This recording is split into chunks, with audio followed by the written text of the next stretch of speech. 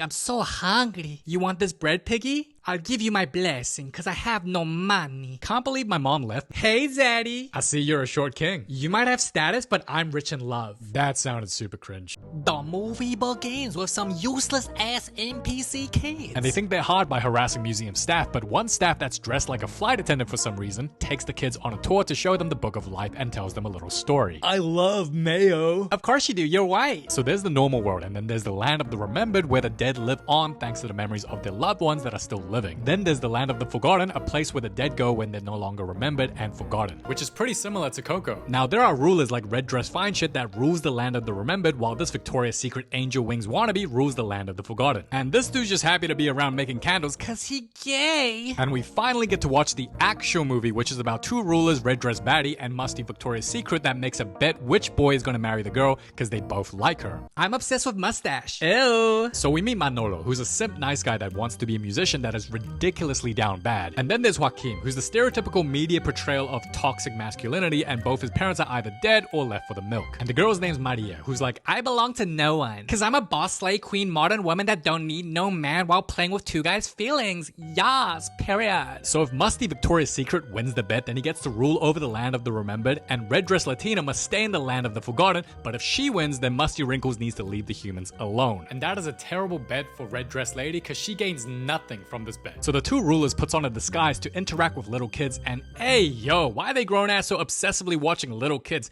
That's very weird. Anyway, Joaquin is left alone cause the others have loving family, and Manolo's daddy explains even though your mama dead, as long as you remember her, she's with you. Holy cope, what the hell? I look like a pig, I'm so hungry. You want this bread, piggy? I'll give you my blessing, cause I have no money. Can't believe my mom left me. So Joaquin's daddy died as a war hero, which is why dude has daddy issues and is obsessed with mustaches, and Musty ass approaches him. I'm so hungry. Get a job, you bum. And cause Musty's betting on Joaquin to win, he cheats by giving the kid the medal of everlasting life, that anyone who wears it will be invincible and never get hurt. Then Musty ass warns to keep the medal hidden cause the bandit king Shakal wants it back. So Red Dress bets on Manolo and Musty bets on Joaquin, and the next day we find out Maria the vegan. Huh? They're gonna turn you into Cape barbecue? I'm annoying. Let's kill a business. Yeah. So she releases all the pigs, and let me get this straight, cause she sees a cute pig, she decides to ruin a person's life who bought those pigs and kills a small business that depends on them? Wow, what a terrible entitled kid. Like this could have all been prevented if she just ate some pork chops. Anyhow, the town mayor tries recruiting some NPCs to fight against Shakal, the bandit king, and hey yo, what's with the animation in this film? So there's this dude who's got a nose that's longer than 3/4 of his face that's drooping like a flaccid.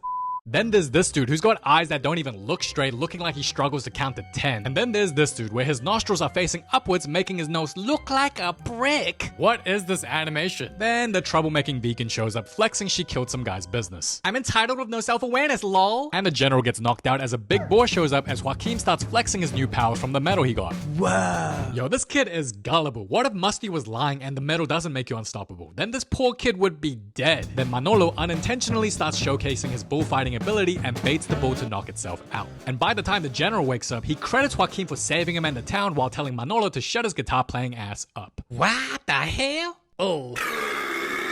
So turns out the general is Maria's daddy, and look at the dad trying hard to not make Maria look at Manolo. Like, damn bro, what's your problem? Like, you already told Manolo to shut up and now this? It's almost like dude knows Manolo's that guy that can get Maria, so he treats him like crap. I'm sending you to 3 years in Dagestan. Nuh-uh. Go, ho. Wee. So the general plans to send Maria to school abroad while personally wanting to train Joaquin. Now Manolo's dad has plans to train him to become the best bullfighter ever from his bloodline because his whole family's history has been bullfighters. But bro's like, I want to be a musician. What?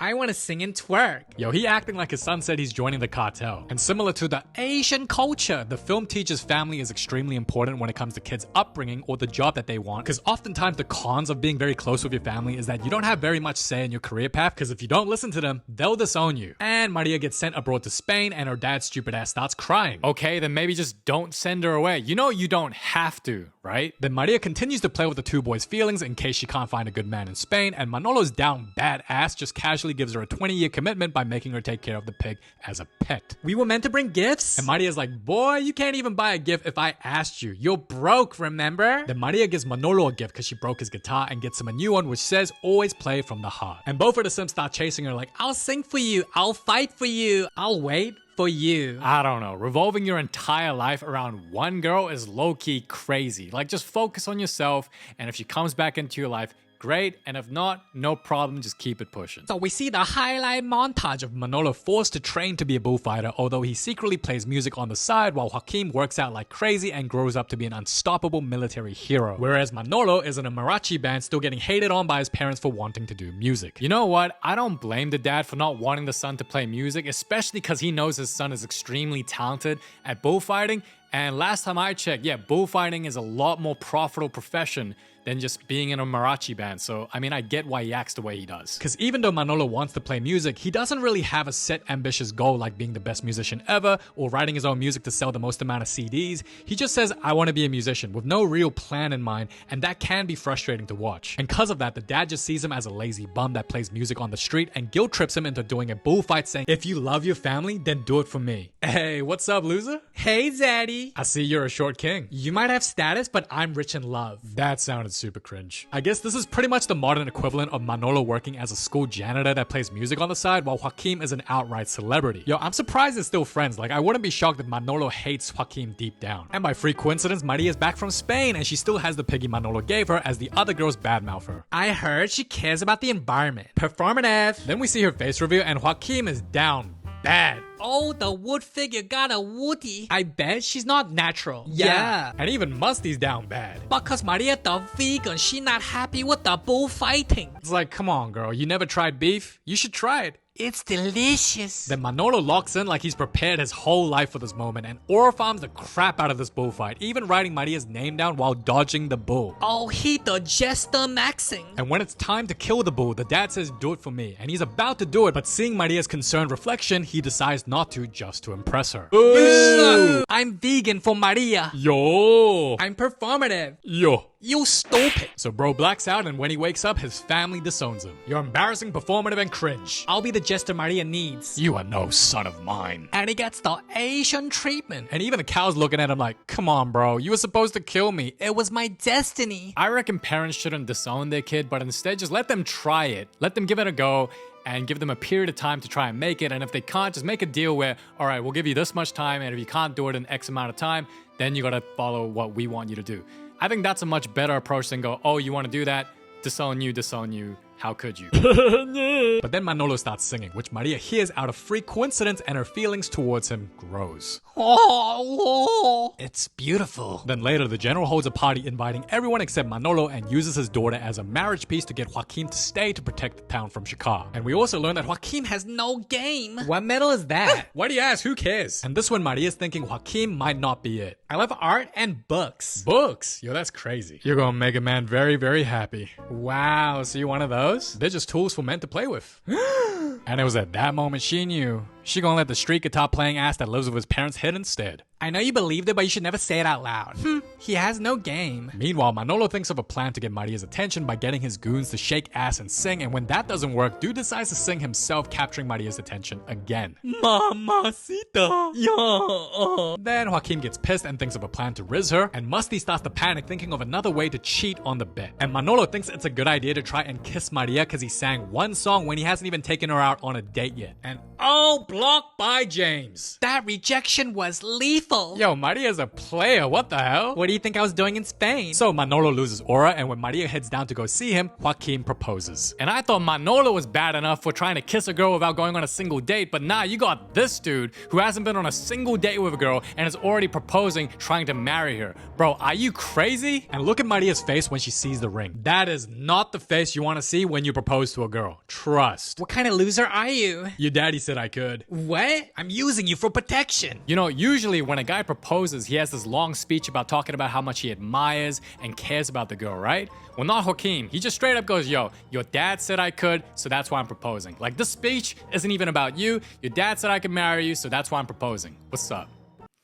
Yeah, not a great proposal. And the dad not giving a crap about what Maria wants and telling her to marry so the town can be protected so that this dude can stay as the general. It's like, this is just a messed up situation. Then Manolo shows up, so Joaquin gets insecure, asking him if he proposed too, and Maria's like, no, were you going to? And look at her getting excited just at the thought of Manolo proposing. Yeah, GG Joaquin, it's over. Well, if you ended up with this bum, he's gonna ask you money for tacos. Oh! At least I have a father, you macho orphan. Damn, even NPC's doing the tongue out head shaking meme. Then suddenly the town is under attack by Chakal's men, and although Manolo is ready to fight, this is when it's Joaquin's turn to attract Maria, as his performative ass proves even when labeled as toxic masculinity, it's masculine men that protects and provides. Wait, did bro really get on top of a house with a horse just to try and aura farm? Cause why else would anyone get on top of a house with a horse? Oh, he hella performative. Then he flirts with Maria while beating ass. You bad boy. Then Chakal's men discovers the medal that grants powers that Chakal is looking for, so they retreat to snitch to their daddy bandit king. And cause Maria's impressed, she gives Joaquin a chance and goes on a date with him, especially since the whole town is depending on her to marry him. So he can keep protecting the town law. Meanwhile, Manolo's depressed thinking Maria's gonna marry Joaquin, and even his dad's like, go fight for her like a man, and basically roots for him to go get Maria. Which doesn't exactly sound like a parent that disowned their son at all, by the way. And it's nice to know Hispanic parents at least let you date and root for you to date, because Asian parents would have said, no dating till marriage. Now Chakal's chopped ugly ass gets informed of the medal's whereabouts, so he preps to go get it, while Joaquin spends the entire day just talking about himself and his achievements, and Maria's not having it. I thought about you. Wow. So I got you an autograph of myself. Oh, bro, think he the Justin Bieber. You think you're all that? Yeah. So she proceeds to curve his ass and humbles him, and it's revealed bro kept her bonnet ever since she forgot them when they were kids. And now bro's thinking she's gonna like me more for this, when the reality is she's like, wow, you're still holding on to something I forgot about for years and years? What a loser. Think about it. Imagine somebody likes you and then they just pull up to your front door and they're like, hey, remember the socks you left behind in 3rd grade? Well, I kept them all these years and I was waiting to give it back to you.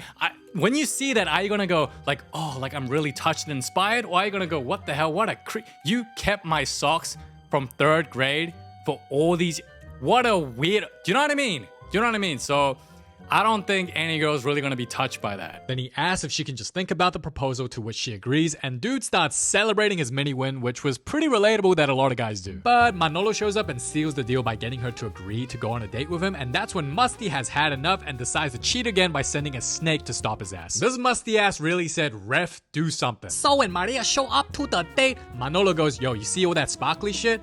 I can't give you any of that. And he says word for word, I can't give you a ring and have nothing to give but my love. Yo, thank God Manolo was born before the era of social media, because imagine him trying this and telling a girl this in 2026, like going, hey, like, I'm broke, I live with my parents, I'm hella poor, I can't buy you a ring, I can't give you anything, but I can give you my love. What do you think the girl's gonna go? You think she's gonna go, oh, that's so sweet, you're the one for me? Or do you think she's gonna say, oh, you're poor?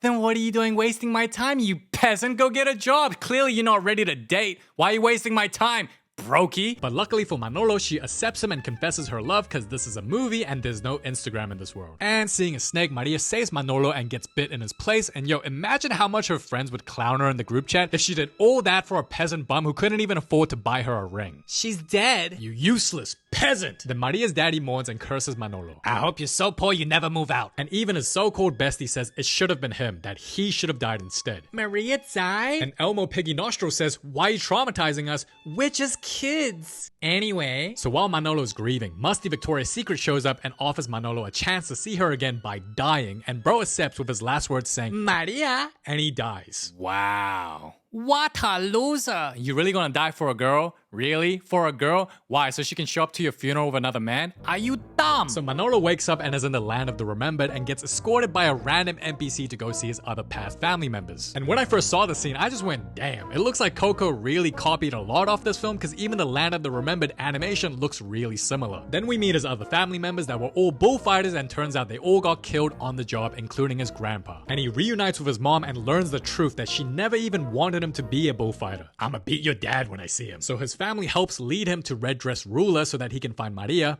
But Musty ass took over and tells bro that he lied. And tells him that Maria isn't dead but a sleeping beauty wannabe, so Joaquin kisses her without her consent and the metal wakes her up. So he pretty much explains the bet that he won and that Red Dress Ruler is in the land of the forgotten. Man, this is what you get for being down bad and gullible. So you thought you died for a girl only to find out that you the only one that's dead and she gonna move on and get with another dude within a year. And you know what's funny? Both Joaquin and her dad acts all sad Manolo's dead, but we all know y'all ain't sad. Matter of fact, y'all happy as hell that he's dead. Y'all ain't fooling me. Then Maria cries and realizing her next best option is Joaquin, she agrees to marry him the same night she finds out Manolo died. Damn, this movie's messed up.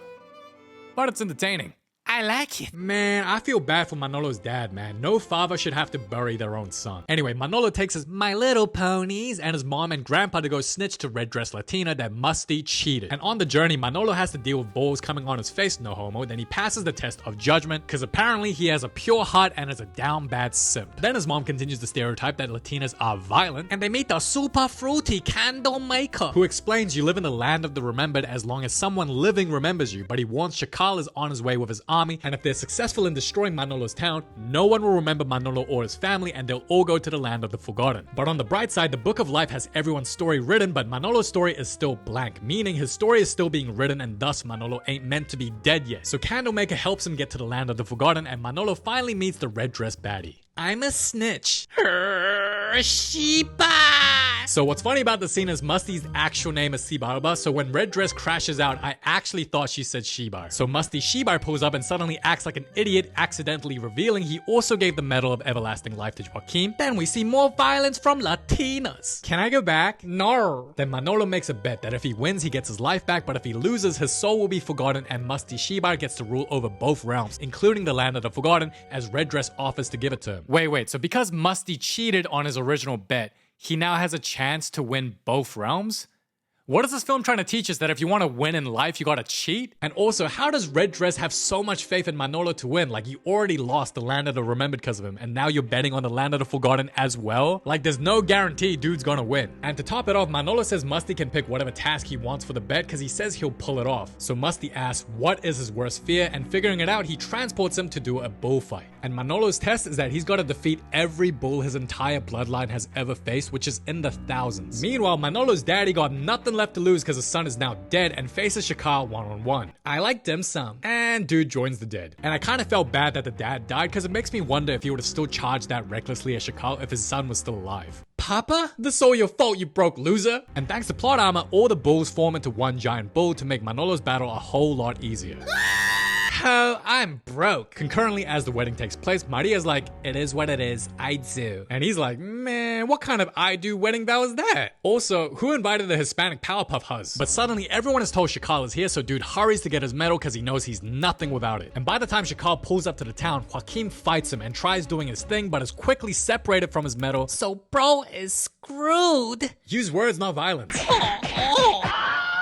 Oh shit. And that's when he realized using his own daughter for marriage so he can stay general was a useless idea. Meanwhile, Manolo gets cracked by a massive bull, pause, and turns out his granny died too. How did you die? By watching corn. Is it just me that felt bad that Manolo's dad and grandma just died so casually? Like, let's say Manolo wins the bet and he gets his life back. Now he's on Earth. But now he has no family, they're all dead. Isn't that kind of sad? And cause of plot armor, bro dodges the bull and has a chance to stab it with a knife. But Manolo instead chooses the guitar and sings a song as his whole bloodline looks at him in complete disgust. Yo, the dad's shaking his head like, I should have pulled out, amigo. What a failure. But let's be real though. What's that puny ass knife gonna do to a bull made of thousands of bulls the size of King Kong's ass? So bro's cow-loving vegan ass plays a song and gets hit. And that hit should have broke his guitar, by the way. And he dead ass sings a song apologizing to the bull about how his bloodline treated them in the past. And cause this is a family-friendly film, it actually works and Manolo defeats the cow. Cause apparently the task wasn't about killing the bull, but it was about Manolo overcoming the fear of being himself. But yeah, apologizing to a cow is crazy. This that vegan propaganda. If I'm Manolo, you know what I'm doing? I'm singing. I'm singing to the cow and I'm thanking the cow. Singing about how delicious beef is when I dip it in my hot pot. It's delicious. Then the family switches up on him. Not because they suddenly love him for playing music, but because he won. So if you want your parents to start supporting you instead of disowning you on whatever you're trying to pursue, Unfortunately, you have to start winning. Because if Manolo lost, his family would still be disowning him, embarrassed of him, looking at him in complete disgust. But it's because he won, the whole family's now proud of him, and the dad even apologizes, saying he should have been a better dad. Okay, think it like this. Why do Asian parents want their kids to become doctors? Do you think it's because they care about helping the patients or helping the sick or the needy? Hell no, they don't care about none of that. The reason why Asian parents want their kids to become doctors is because of the status and the money and the prestige that comes with the title of being a doctor. So keeping that rule in mind, whatever dreams, passions, or goals that you have that you want to pursue that your parents might be against, if you can show your parents in real time and they can see that you can make a good living and gain status out of whatever goals or dreams or passions that you're pursuing, if they can see that, they will support you. I'm telling you, they will support you. Anyway, enough of me yapping, so Manolo gets his life back, and while Joaquin is on the ground begging Chacal daddy to leave the town alone, Manolo pops up, aura farms, and gives Maria a smooch. Then tells Chacal's chopped ass to wait. Oh, Maria look very happy. Then thanks to more plot armor, his whole bloodline pulls up to help him out, and Musty's not the villain antagonist anymore? Okay. So the dead NPCs beat the bandit NPC's ass, and Manolo gets his hero moment, constantly gaining more aura while Joaquin finds his medal. And hey, yo, did bro just yeet his girl into the enemy? Interesting love language. And because of holy plot armor, the two beat Chacal's ass so bad, he decides to blow himself up and take the whole town with him. Then the two besties make up and tackle Chacal with the intentions of sacrificing their lives to save the town, but Manolo saves his bestie too and wants to die again to traumatize Maria some more. What's he doing? You better not crack for a year. And bro sacrifices his life and dies again. Psych! He just loved traumatizing Maria. And it turns out Joaquin put the medal on his bro's back to save him. Chat, did I have aura? I still won't let you hit. So Joaquin gets friendzoned and gives Musty the medal back, and Maria's dad switches up on Manolo also, but what was annoying was dude doesn't even acknowledge his mistreatment towards him and pretends it never happened. Then Manolo gets married, as we learn bro's gonna be the bottom, and the rulers get back together again cause they horny. And Joaquin still has a happy ending cause he gets the Hispanic Powerpuff Huz, the nun Huz, and Even the dead Huz. Oh yeah. That's all, folks. Now get the hell out. Aww. Now, I say this movie's underrated because it made less than $100 million in the box office with a $50 million budget.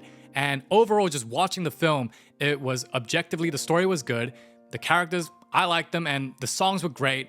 It was just an overall enjoyable film.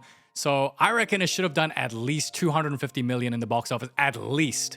But because it did less than 100, I would say it's extremely underrated from that perspective alone. And the only critique I would have of the film is that the animation style it's just not my type. But, you know, if their budget is only 50 million, it's like, well, there's not much you can do. Like, how can you compete against films like Coco when Coco's film budget was 220 million versus your budget of 50 million? It's like, how are you going to compete against that? So, of course, the animation isn't going to be as good or as fluid or smooth, but, you know, overall, I think it still was a great film. So I genuinely never watched this film until you guys recommended in the comments, and I just kept saying Book of Life, Book of Life. I was like, all right, let me check it out. And yeah, first impression, I was like, oh, animation's not my type. But the more I watched it, I was like, okay, I can see why y'all liked it. And by the end, I really enjoyed it. There was a lot of scenes where even I found very relatable and found funny or just enjoyed. So appreciate y'all for recommending it. And yeah, curious to know your thoughts, so do let me know in the comments below. Thank you so much for watching. It's been your boy KC, and yeah, until next time.